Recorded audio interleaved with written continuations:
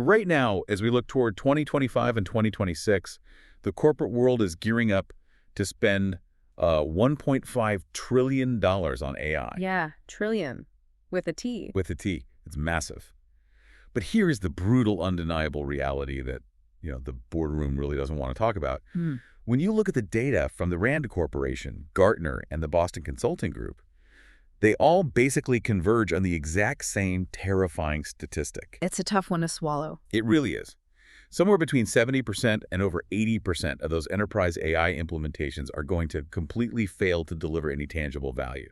So today, we're going to tell you exactly why. Because it is a staggering contradiction, right? We have this massive capital expenditure, just unprecedented boardroom enthusiasm, and a failure rate that is, well, it's essentially the statistical dominant outcome. And you're more likely to fail than succeed. By a huge margin. I mean, think about it. If an 80% failure rate were happening in commercial aviation or, I don't know, structural engineering, the entire industry would be halted pending a federal investigation. Right, they'd ground all the planes immediately. Exactly. But in enterprise AI, throwing billions of dollars into a black hole is currently just considered the cost of doing business.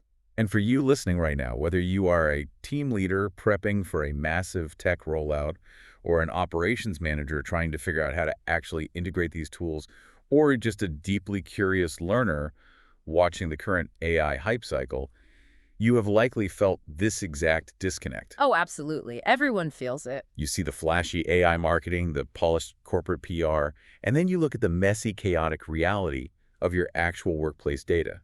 And you know instinctively that these two things, they just do not match. They belong to different universes. Right. So that is the mission of this deep dive. We are going to completely strip away the corporate PR fluff. We aren't going to talk about abstract digital synergies or whatever buzzwords are trending today. Please, no more synergy talk. No more synergy. We're going to focus on the raw, unvarnished, physical, and operational realities of technology systems. Okay, let's unpack this. So the core thesis we really need to understand today fundamentally shifts how we view technology entirely.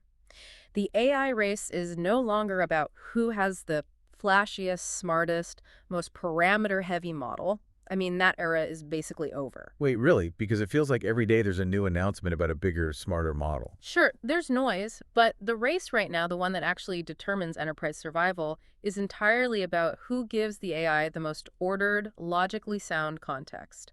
It is an exercise in extreme reduction. Extreme reduction. I like that. Yeah, think about the philosophy behind the most iconic industrial design of the 20th century. The principle that good design is as little design as possible. Right, stripping away the noise. Exactly. It's about removing the non-essential so that the essential core function can operate perfectly. Good AI implementation is exactly that. It is functional clarity. Functional clarity. I want to drill into that because to understand why 80% of these projects are failing, we have to look at what actually happens when a highly advanced algorithm meets highly disorganized human reality. Which is almost always a train wreck. Total train wreck. I was reading this fascinating discussion from the front lines. Literally just data engineers venting in the trenches on the entrepreneurs subreddit. They were reacting to a prediction from Gartner stating that 60% of AI projects will fail by 2028, specifically because of a missing semantic layer. Oh, I saw that thread. It was brutal. The comment section was just a graveyard of frustrated engineers screaming, yes, obviously. Yeah, what's fascinating there is how accurately the engineers on the ground validate the high-level macro predictions. Like, an executive buys a shiny new autonomous AI agent and tells the engineering team, just plug it into the company's data. It's as if it's that easy. Right, like it's a USB drive. But the engineers know the data is a sprawling, contradictory mess. Yeah, one user pointed out a scenario that I think happens in almost every single company. Different teams define their most basic metrics differently. So the marketing department defines an active customer as someone who opened an email in the last 30 days. Which makes sense for marketing. Sure. But then the sales department defines an active customer as someone who signed a contract in the last year. And finance defines it as someone who has paid an invoice in the last 60 days. Yep. The classic misalignment. Now, to a human being, this is just a mild annoyance, right? You get into a meeting, you realize you're talking about two different things, and you figure it out over coffee. But to an AI, having access to millions of rows of data with zero shared context isn't an annoyance, it's a wall. It is a catastrophic logic failure. And this brings us directly to the concept of the semantic layer, which is So crucial. We need to unpack the mechanism of how this actually works. Yeah, break it down for us. When you ask an autonomous agent to, say, pull a list of active customers and calculate their average lifetime value, the AI model itself doesn't actually know anything about your business. It relies entirely on the underlying database. Right. But a database is just raw, dumb tables of numbers and text. If there are 3 different tables with 3 totally different definitions of an active customer, which one does the AI choose? I mean, it has no intuition. It just guesses. You're right. It simply executes. And often it executes with supreme confidence. It'll just blend the marketing definition with the finance definition to create this hallucinated metric that doesn't actually exist in reality. Oh, wow. Yeah, so the semantic layer is the governed, shared, structurally ordered understanding of business terms. It physically sits as a translation layer, usually written in code, between the raw chaotic data and the AI model. Okay, so it enforces the rules. Exactly. It enforces strict binary definitions. Without it, the AI is literally navigating a maze blindfolded. It's like hiring a Michelin star chef to represent your multi-million-dollar state-of-the-art AI model, and then putting them in a kitchen where the salt shaker is labeled sugar, the oven temperature dial is in Kelvin, and half the ingredients are locked in a safe that only the dishwasher has the combination to. That is a perfect analogy. You cannot blame the chef when the meal's ruined. The environment fundamentally lacks structural order. Yeah, that analogy perfectly highlights the misallocation of blame here. The executive blames the chef, the AI model, when the output is garbage. But the consequence of putting that Michelin star chef in a chaotic kitchen isn't just a single bad meal. Right, it's an ongoing disaster. In the world of generative AI, it triggers a compounding disaster. When you deploy an AI agent without that semantic layer, you incur a very specific, severe type of technical debt. The technical debt spiral. We hear this term thrown around a lot, but how does it physically drain a budget? Well, in traditional computing, if you write a bad SQL query to a database, it instantly returns an error. It's done. It costs you a fraction of a penny in server time. It's a very cheap failure. Okay, fail fast and cheap. Right. But generative AI doesn't work like a traditional database. It reasons probabilistically. When an autonomous agent encounters messy, undefined data, it doesn't just instantly error out. It tries to reason its way through the chaos. Oh, so it keeps trying. Yes, it reads the data, processes it word by word, token by token. And every single token costs money. Every single token consumes GPU compute power.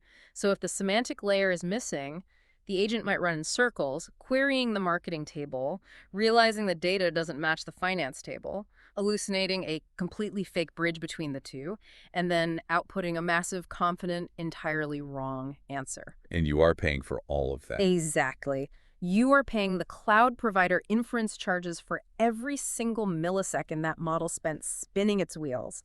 This leads to total cost of ownership spirals. You are literally bleeding capital simply because your AI is repeatedly trying to make sense of a disorganized reality. So the lack of functional clarity isn't just an abstract design flaw. It's a massive ongoing financial penalty. A huge one. One of the engineers in that Reddit thread actually called this hitting the context wall.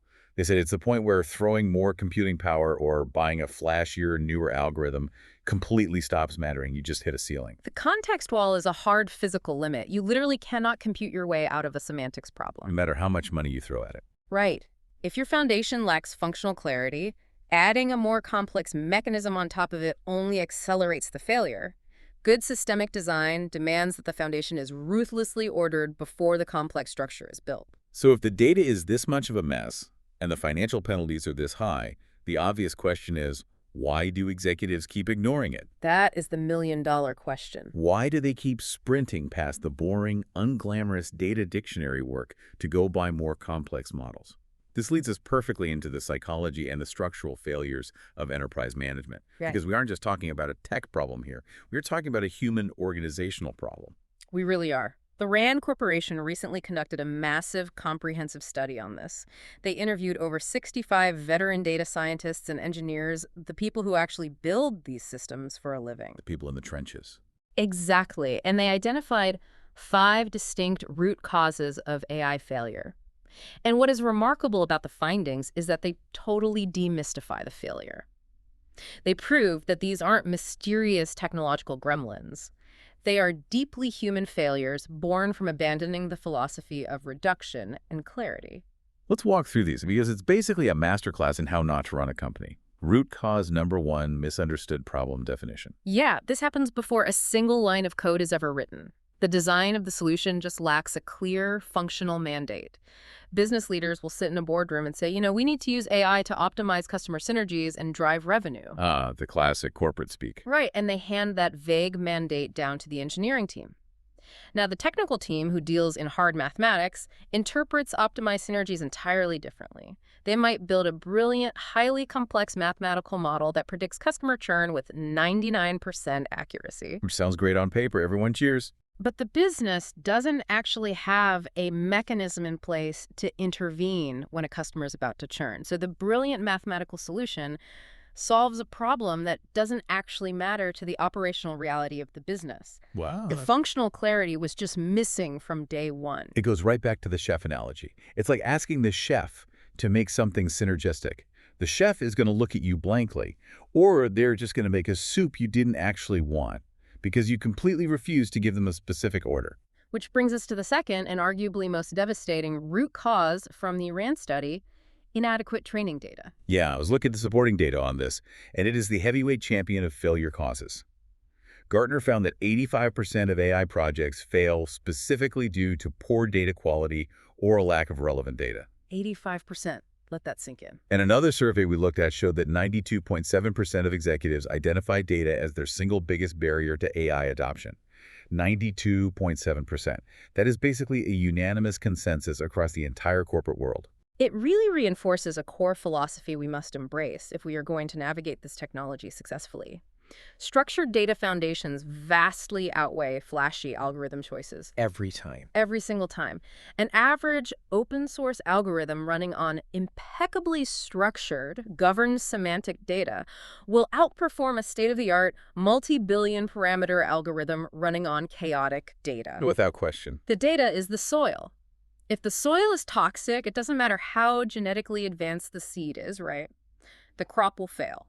And yet, companies keep buying the expensive seeds instead of fixing the soil, which leads right into Rand's third root cause, the technology-first mentality. This one is a cultural disease in modern enterprises. Organizations select AI technology based on hype rather than problem fit. Just chasing the trend. Yeah, they buy the tool because it's on the cover of a business magazine or because their competitors bought it, and then they literally wander around their own company looking for a problem to hit with their shiny new hammer. It's the magpie syndrome. They see something shiny, and they just have to have it in their nest. And this directly impacts how they allocate their budgets. When you look at the rare companies that actually succeed with AI, they allocate their resources according to a very specific disciplined rule. It's called the 1-20-70 rule. This rule is everything. Most companies assume that the majority of their budget should go toward the technology itself, right? They spend 80% on the algorithm, 15% on the data pipelines, and maybe 5% on sending out a mandatory training email telling employees to use the new tool. Which nobody reads. Exactly. But the golden ratio for actual success reverses this entirely. Right. The golden ratio is 10% on the algorithms, 20% on the technology and data infrastructure, and a massive 70% dedicated to people and processes. 70% on people and process. That feels counterintuitive when we were talking about an artificial intelligence revolution. It feels counterintuitive until you apply the lens of design philosophy. Good design is about human utility. Good AI is using the absolute simplest, most tightly bounded algorithm necessary, built on a hyper-ordered data foundation to serve a specific human workflow. Right. That 70% allocation is the unglamorous, deeply difficult, profoundly human work of workflow redesign. It is the political warfare of forcing the VP of sales and the VP of finance to sit in a room and agree on a single, unified definition of an active customer. And nobody wants to sit in that meeting. Nobody. It's painful. It involves egos. It involves changing legacy spreadsheets that Susan in accounting has been using since 2014. It requires extreme operational discipline, but that reduction of complexity, stripping away the ambiguity across departments so you have one single unified semantic truth, that is the exact infrastructure that makes AI possible. And companies fail because they try to buy their way out of that 70% human work by overinvesting in the 10% algorithm. Precisely. They want a shortcut that doesn't exist. Let's make sure we hit the last two Randy root causes, because they really round out the physical reality of these failures. Number 4 is insufficient infrastructure. And this isn't just about data quality, right? It's about the physical plumbing of the enterprise. Yeah, this is the fatal gap between a proof of concept and a live production environment.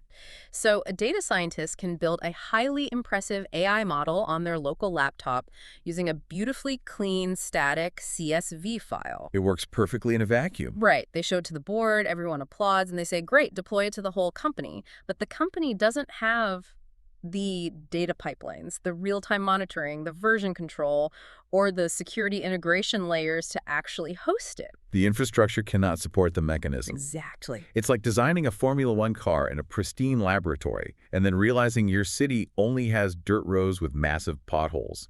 The car is useless. Such a good visual. And finally, root cause number 5 from RAND problem. Too difficult. Which requires a healthy dose of humility from leadership, something that's often in short supply. Yeah, definitely. Sometimes we try to apply AI to problems that simply exceed current technical capabilities. Even with pristine data and clear semantic definitions, some environments require too much human nuance, empathy, or context for current generation AI to solve reliably. You have to know the limits. Recognizing that boundary, knowing what not to automate, is a crucial part of good systemic design. So we have this massive landscape where the foundation, the semantic layer, the people and processes, that crucial 70% is the most critical part of the equation, but it is also undeniably the hardest part to build. It is grueling work. Which brings up a massive strategic dilemma for any listener right now who is leading a team or trying to integrate these tools.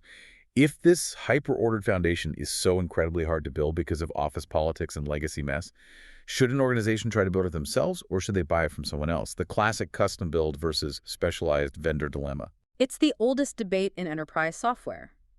But the stakes with AI are just exponentially higher because the penalty for a messy foundation is that compounding technical debt we discussed earlier. Yeah, I was looking at some mind-blowing data from the MIT NANDA initiative that directly answers this. They analyzed 300 public AI deployments across various industries, did extensive interviews, and they found that across the board, only about 5% of AI pilot programs achieve rapid, tangible revenue acceleration. Just 5%. A tiny, tiny fraction actually make it over that context wall. But within that highly successful 5%, there's a massive divide in how they actually got there. When companies purchase their AI solutions from specialized niche vendors, they succeed about 67% of the time. Okay. But when they try to do a custom internal build with their own IT department, they only succeed 33% of the time. They succeed half as often when they build it themselves. Why is the internal failure rate so astronomically high? It all comes back to discipline, authority, and structural order. Internal IT teams, despite their absolute best intentions and top-tier technical skills, often lack the extreme political capital required to build governed semantic definitions from scratch. Right, they don't have the juice. They are swimming in the company's internal politics. An IT project manager simply does not have the authority to play referee and force the chief revenue officer and the chief financial officer to change their legacy metrics. They can't mandate the functional clarity. They just get steamrolled. Yeah, they get totally steamrolled.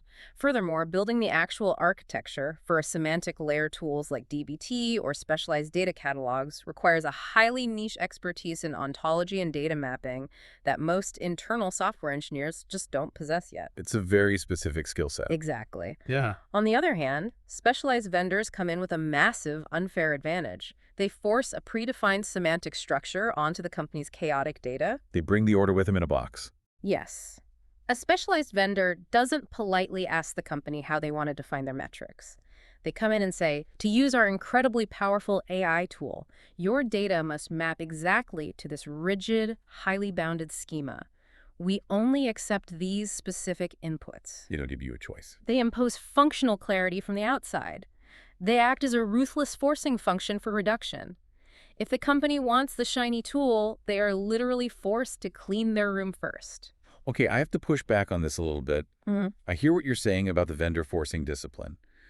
But if we rely entirely on outside vendors to map our data and define our own workflows, aren't we essentially outsourcing our own brain? Doesn't that create a massive dependency trap? That is a very fair point. You bring in a vendor, they build a magic black box, they impose the semantic order, and then they hold the keys. If they leave, or if they raise their prices by 400% next year, you have no idea how your own company's data architecture actually works. Your pushback is entirely validated by the market reality right now. In fact, this is one of the most dangerous financial pitfalls in the modern enterprise. We call it the consulting dependency trap. It's a trap a lot of companies fall into. Oh, absolutely. In 2024 alone, organizations spent $3.75 billion on generative AI consulting. Billions. But companies are getting incredibly frustrated because these massive consulting firms come in, they build a shiny proof of concept, they deliver a beautiful 200-page strategy deck, and then they leave. Or they just stay forever. Or worse, yeah, they stay forever on a massive monthly retainer because the internal team has absolute no idea how to operate the semantic layer the consultants build. So you're just paying rent on your own operational capability. You don't own your foundation. Exactly.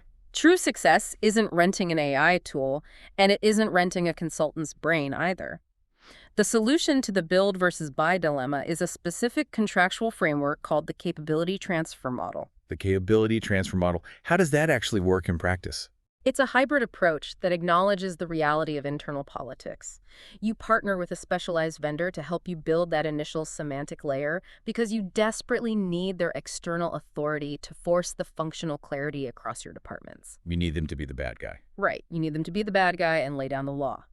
But the contract, the entire engagement, is predicated on transferring that operational capability back to the internal team within a strict, non-negotiable window, say 90 days.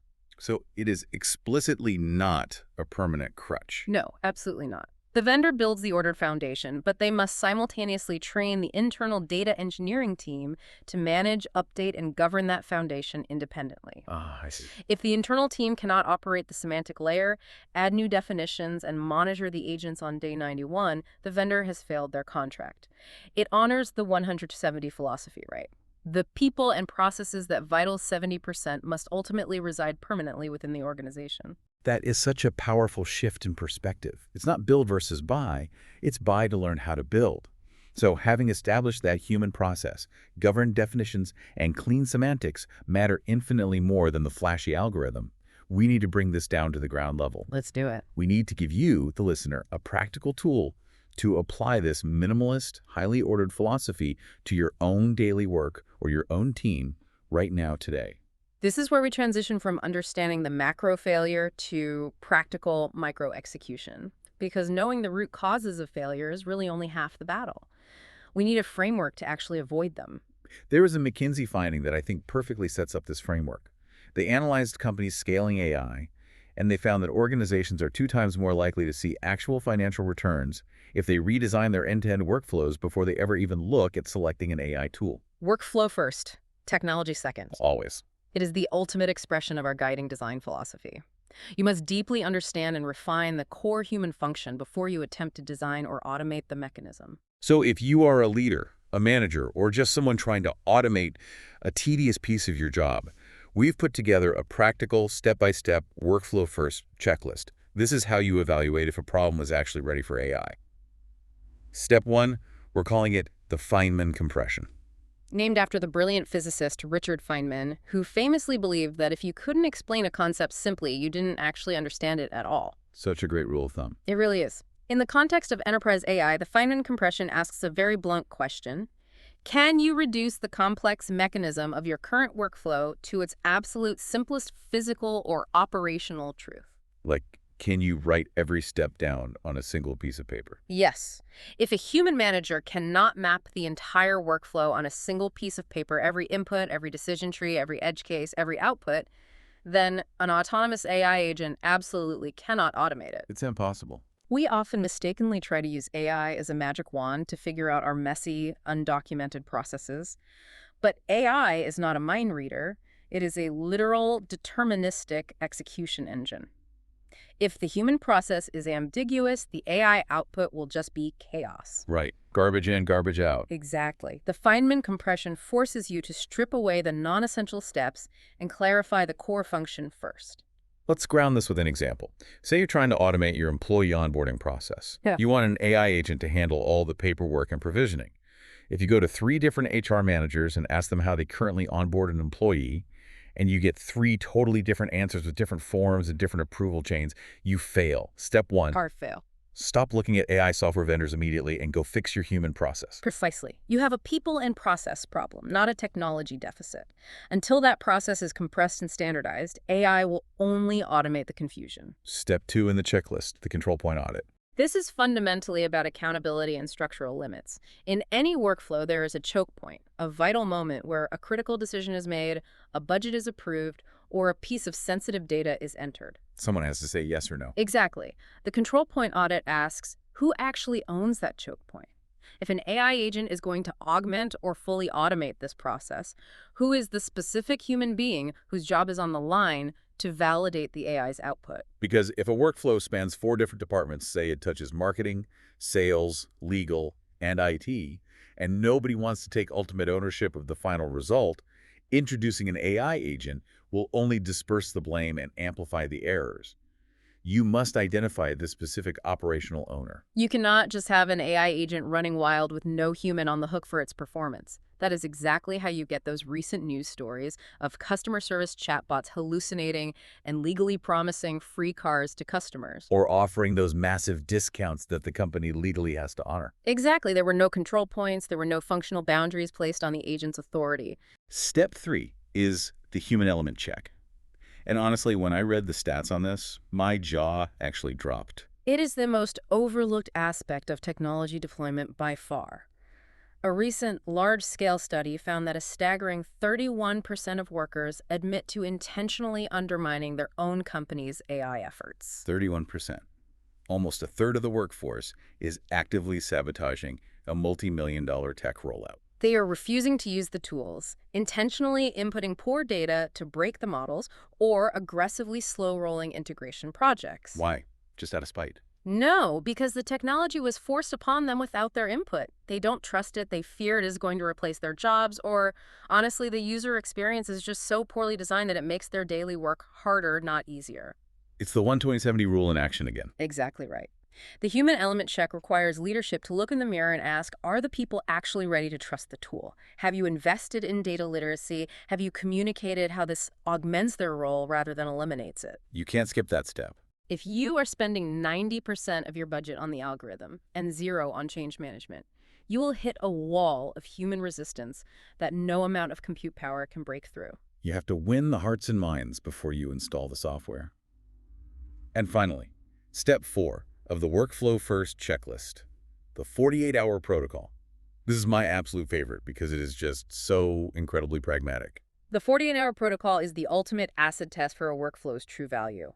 Before you spend a single dime on an enterprise AI tool or sign a contract with a consultant, you ask yourself this: can you force a manual, fractured, but functional version of this workflow in 48 hours using the rudimentary tools you already have? We're talking duct tape, spreadsheets, and sheer willpower. Yeah. Walk us through a scenario of how this looks. Okay, let's say a sales director wants to buy an expensive AI platform to automatically listen to sales calls, summarize them, and extract action items into the CRM. It sounds like a great idea, right? Sounds amazing. I'd buy it. But before buying it, apply the 48-hour protocol.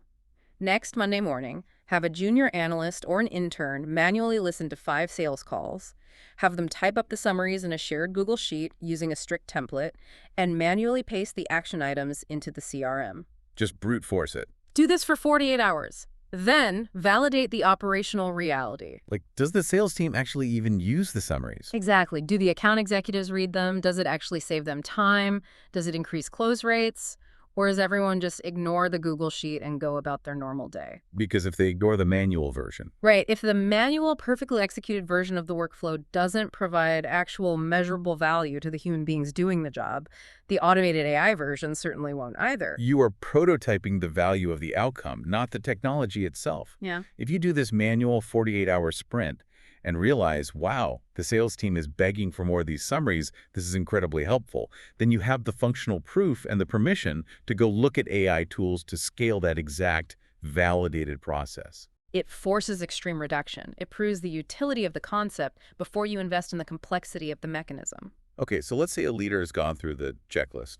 They've mapped the workflow down to a single page. They know exactly who owns the control points. The team is on board and not actively sabotaging the project. And the 48-hour manual protocol proved the workflow is highly valuable. The human process is defined. Which is a huge victory. It is. But the next massive hurdle is ensuring the underlying data is actually ready for an autonomous agent to touch it. And this brings us full circle back to the semantic layer, but now from the perspective of an operational leader trying to actually build it. How do you audit your data foundation to ensure it has that required functional clarity? We've put together a semantic audit guide for managers. This is the practical step-by-step for prioritizing data governance over model complexity. Step 1, the lexicon check. The lexicon check is the bedrock of functional order. Do different departments use the same terms? As a leader, you have to literally sit your department heads down in a war room and force binary approval decisions on business definitions. You can't let them leave the room until they agree. Exactly. No more, well, it kind of means this to marketing and kind of this to sales. You need to establish a master data dictionary. It's basically writing the constitution for your data. It is exactly that. Is revenue recognized on the date of booking or on the date of billing? Is a churned customer someone who officially canceled their contract or someone who just hasn't logged into the software for 90 days? The AI needs to know. You must achieve complete, uncompromising semantic alignment across the enterprise before an AI agent is given query access. If you don't write the rulebook before the game starts, the AI will just make up its own rules as it goes. Which leads to step 2, constraint engineering. Constraint engineering is one of the most powerful design principles in modern AI architecture. It embraces the philosophy of as little design as possible by focusing entirely on boundaries. Instead of asking what the AI can do, you must define exactly what it cannot do. Setting up guardrails. Yes. You are imposing severe boundary conditions. An AI agent should not have unfettered, Wild West access to your entire enterprise data lake. You're shrinking the playground. You are sandboxing the intelligence. An agent should only be allowed to query explicitly approved metrics and pre-validated data joins that live within the semantic layer. Keep it contained. If you restrict the AI to a hyper-ordered, bounded environment, you drastically reduce its surface area for confidently wrong answers. If the semantic layer only contains verified, governed definitions, the AI literally cannot hallucinate a new definition. It is forced to operate solely within the realm of functional truth. And step 3 of the audit guide, micro-tracking. When you deploy an autonomous agent, things will inevitably break. It's the nature of probabilistic systems. Micro-tracking is the telemetry infrastructure you build to catch the breaks instantly. You need to know exactly when it fails. Right. Do you have the systems in place to track every single software crash, every hallucinated token, and isolate the specific logic failure in the data pipeline? It's like site reliability engineering, but for AI logic. Exactly. You cannot improve what you cannot measure at a microscopic level. When an agent fails to deliver the right answer, you shouldn't be spending weeks wondering why. The system should be designed to tell you exactly which semantic definition the agent tripped over so you can fix the root cause immediately. So we have the workflow checklist to validate the human process, Yeah. and we have the semantic audit guide to validate the data. The natural next question any leader or executive is going to ask is, how long is all of this unglamorous foundation building going to take? Because the board of directors wants AI deployed yesterday. Of course they do. But the reality is incredibly sobering. The timeline is the ultimate reality check for the technology-first mentality.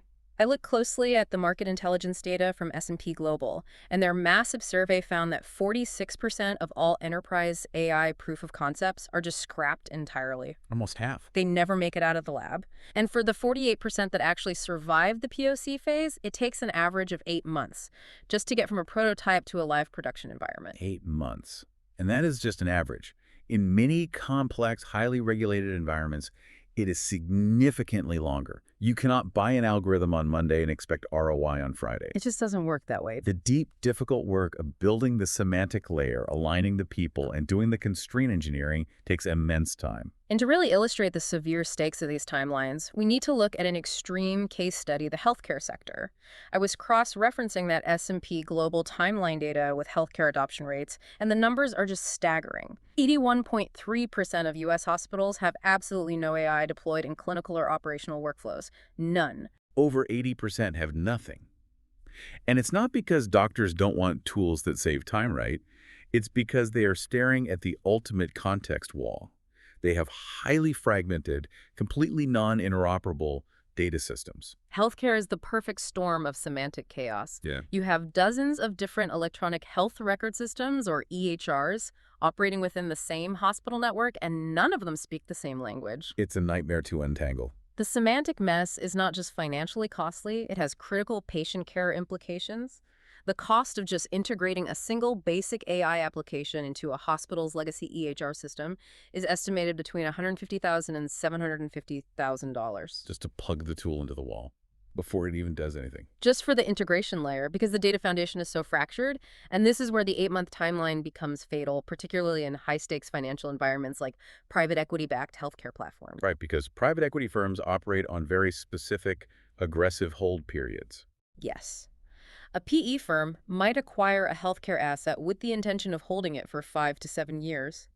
They need to create operational value and show revenue growth incredibly quickly. The expected break-even timeline for an enterprise technology investment in that environment is often aggressively modeled at 12 to 18 months. So if you are a hospital executive in that environment, you cannot afford to enter an 8-month failure loop where the AI is hallucinating against patient data just because the semantic layer wasn't built first. Not at all. By the time you realize the tool's broken, pull it back, and try to fix the data, your entire investment window is basically closed. You don't have the luxury of time to fail and start over. The semantic foundation must be flawless from day one, because the cost of fixing it in a live production environment, while simultaneously navigating strict patient data regulations and fragmented systems, will completely obliterate any potential return on investment. The juice isn't worth the squeeze at that point. Exactly. It proves that the slower, more deliberate path of extreme reduction and semantic ordering is actually, paradoxically, the fastest path to durable value. The old military saying, right? Slow is smooth, and smooth is fast. That's it. If you rush the data foundation to appease the board, you will spend years and millions of dollars untangling the mess. If you take the time to build the semantic layer and enforce functional clarity, the AI acceleration happens smoothly and scales beautifully. So what does this all mean? We've covered a massive amount of ground today. We started by looking at a $1.5 trillion industry where 80% of projects are failing, and we've walked through the physical, psychological, and structural reasons why. The era of slapping an AI-powered sticker onto a mess of disorganized data and hoping for a technological miracle is definitively over. The market is maturing, and the penalty for poor structural design is becoming way too expensive to ignore. The winners of this next phase of the AI revolution aren't going to be the companies with the loudest PR departments or the most parameters in their language models. The winners will be the quiet architects, the operational leaders who focus relentlessly on functional clarity, One's doing the hard work. the people who are willing to strip away the corporate noise, embrace the philosophy of extreme reduction, and painstakingly build the unglamorous, highly ordered semantic layers that give AI true bounded context. It is the ultimate triumph of good design over brute force computing. Exactly. Yes, and for you, the listener, I want to leave you with a final provocative thought. We spent this deep dive talking about massive enterprise data lakes, hospital networks, and corporate workflows, but let's bring it all the way down to the micro level. Let's look at you. Imagine if a highly logical, completely literal autonomous AI agent were to audit your own daily personal workflow tomorrow morning. Would it find a beautifully ordered semantic foundation? A workday where every task, every priority, and every metric of your own success has a clear, functional definition? Or would it find a chaotic web of contradictory habits, invisible assumptions, and undefined goals? Before you try to automate your work or your team's work, you have to ask yourself the hardest, most fundamental question of all. Have you actually defined what your work is? If the answer is no, it's time to put away the flashy algorithms and start building your own semantic layer. Thanks for joining us on this deep dive. See you next time.